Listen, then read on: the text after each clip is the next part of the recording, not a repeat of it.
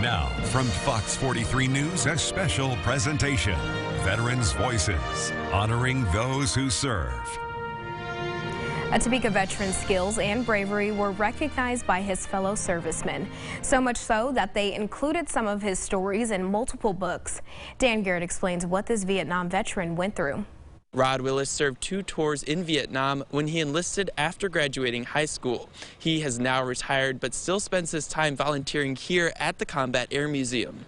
These I'm very proud of. Lieutenant Colonel Rod Willis is a highly decorated veteran now living in Topeka with multiple Purple Hearts and Silver Star awards. He enlisted in 1966 right after graduating high school. Our family has a long history of being in the military, so after high school I quickly realized that I wasn't going to spend a lot of time studying. Instead, he learned how to fly helicopters like these Scout helicopters. Willis had some incredible adventures, which included being shot down 3 times in one day. But him and I were the only two who had been in there, knew exactly where the enemy was and how they had pinned down our unit.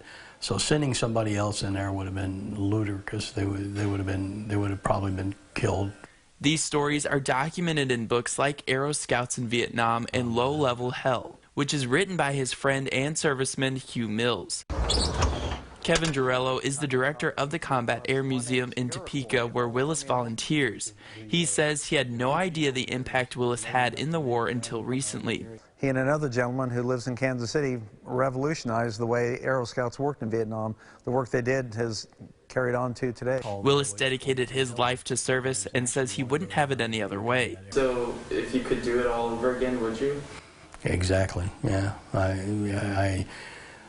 I enjoyed my time in the military. I enjoyed my time, and I don't want to say I enjoyed my time in Vietnam, but I volunteered to go both times to Vietnam. I volunteered to fly Scouts, and I wouldn't change anything.